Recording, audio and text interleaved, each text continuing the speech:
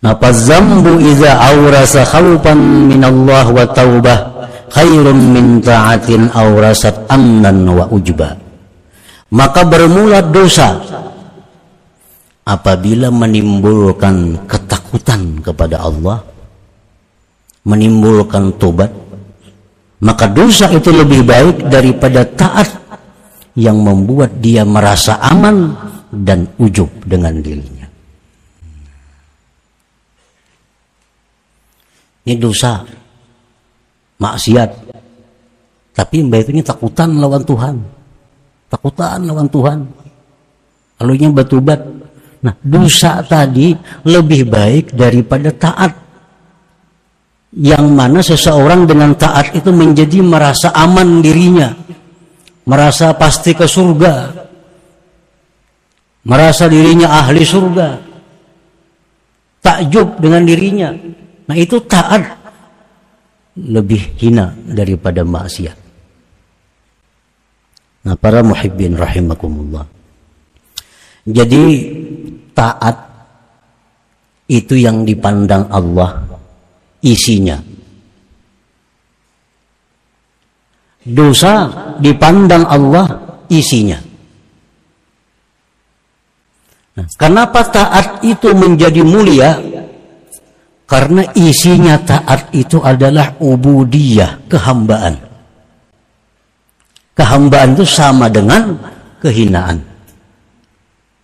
Jadi kalau kita berbuat taat, kalau diri kita merasa menjadi hamba Allah, diri kita merasa hina, diri kita merasa butuh kepada Allah, nah ini taat yang bermakna di sisi Allah.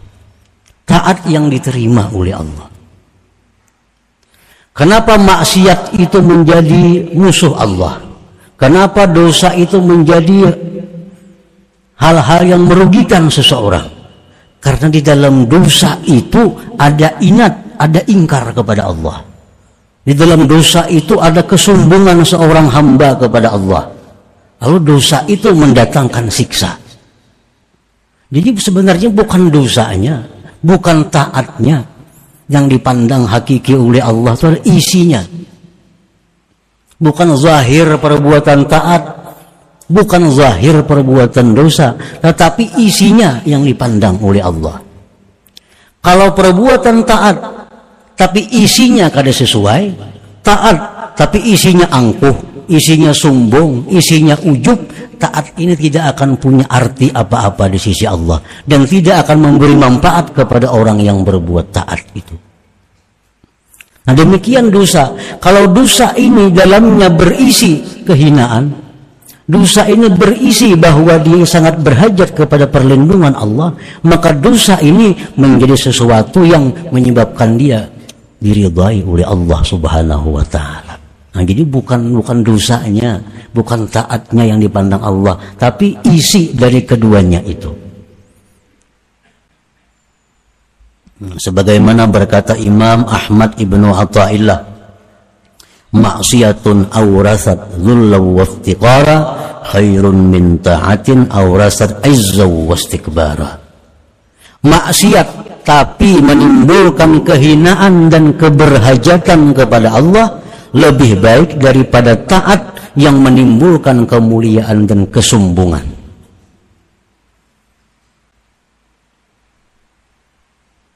Nya maksiat pekerjaannya, ahli maksiat orang ini, tapi dalam hatinya itu dia merasa sangat hina, dalam hatinya dia merasa sangat jauh dari Allah, dalam hatinya dia sangat berhajat kepada perlindungan Allah. Nah, ini lebih baik daripada orang yang tahajud, sembahyang, macam-macam, tapi dia merasa dirinya besar. Nah, merasa dirinya ini sombong, merasa dirinya ini angkuh, ujub dan sebagainya. Karena bertentangan dengan buah, dengan isinya tadi. Taat bermanfaat kepada kita, dihargai oleh Allah bila taat itu berisi ubudiyah, kehambaan. Kehambaan artinya kehinaan. Nah, dosa itu menjadi penyakit, dosa menjadi azab bila isinya keangkuhan. Bila isinya keangkuhan, keingkaran. Nah, apabila dibalik, yang dipandang itu isinya. Walidzalika qila, oleh karena itu dikatakan orang, al-jahil al-mutawadhi' lillahi ta'ala khairun minal alim awil abid al-mutakabbir. Orang jahil, ada punya ilmu, tapi dia tawadu. Dia merasa kebuduhan dirinya, dia merasa kehinaan dirinya. Si jahil nih, itu lebih baik daripada orang alim atau ahli ibadat yang sombong. Ilmu itu bisa bermanfaat kalau membuahkan apa? Membuahkan kehinaan diri kita, membuahkan kebesaran Allah Ta'ala. Itu ilmu yang bermanfaat. Kalau punya ilmu banyak tapi kadang membuahkan itu, ilmu kadang ada manfaatnya.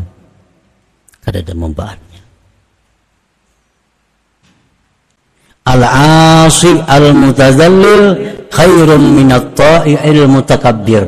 Orang yang maksiat kepada Allah tapi dia merasa dirinya hina di sisi Allah, merasa dirinya lebih hina dari orang-orang lainnya, itu lebih berharga di sisi Allah daripada orang yang taat namun dia merasa besar.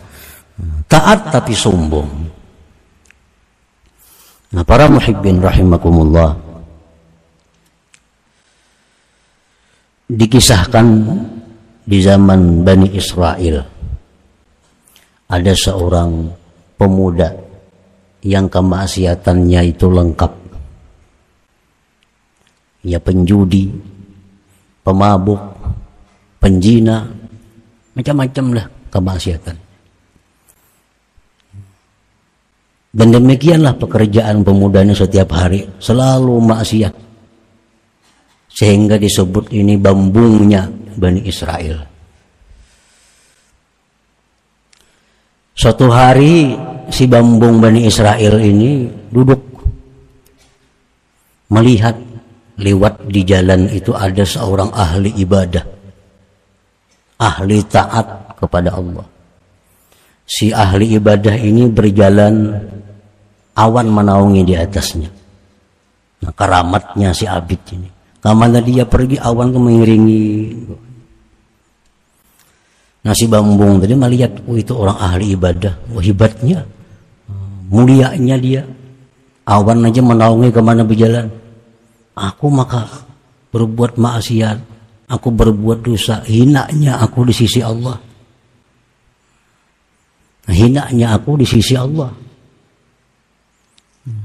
Lalu dalam hatinya terbuka, aku ingin mendatangi si abid tadi. Barangkali aku ada dapat berkatnya, barangkali ada dapat syafaatnya. Maka si bambung tadi jalan mendatangi si abid tadi. Si abid tadi duduk, si bambung tadi duduk di sampingnya si abid tadi. Si abid na ahli ibadah ini melihat dihiga, oh ini pemabuk dihigaku nih, penjudi, apa duduk betatai aku sini, kumuan nih, tinggalkan aku, jangan berparak sini, jangan berparak sini, kamu jauh pada sini. Kalau cocok betatai aku macam itu, kada pantas orang seperti ini betatai duduk lawan inya. Nah, si abid ini menampakkan kebesaran dirinya, sedangkan si bambung tadi menampakkan kehinaan dirinya. Akhirnya Allah Subhanahu wa ta'ala menurunkan wahyu kepada Nabi di masa itu. Isi wahyunya, wahai Nabi, sampaikan kepada abid itu bahwa seluruh amal ibadahnya aku hapus, aku gugurkan karena kesombongannya. Dan sampaikan kepada si bambung tadi, seluruh dosa-dosanya diampuni oleh Allah Subhanahu wa ta'ala. Nah, ini suatu contoh bahwa maksiat yang kita perbuat bila mana diiringi dengan kehinaan diri, diiringi dengan jauhnya kita dari rahmat Allah, berbuat maksiat, merasa diri hina, merasa diri tersisih dari Allah, itu lebih baik daripada kita sembahyang puasa, tapi kita merasa lebih baik daripada orang lain, merasa lebih mulia daripada orang lain. Itu menunjukkan bahwa amal ibadah yang kita perbuat itu tidak bernilai, tidak ada harga di sisi Allah Subhanahu wa Ta'ala. Kenapa? Karena lain isinya. Mestinya taat itu isinya tawadhu, taat itu mestinya isinya kehinaan diri, taat itu mestinya isinya adalah membesarkan Allah. Nah, bukan membesarkan diri sendiri, bukan menghinakan orang yang kada taat. Nah, bila taat itu sesuai isinya, tentu akan sangat dihargai oleh Allah Subhanahu wa Ta'ala. Tapi bila kada sesuai isi, taat akan hanya menjadi nama taat, tapi harganya, nilainya nol.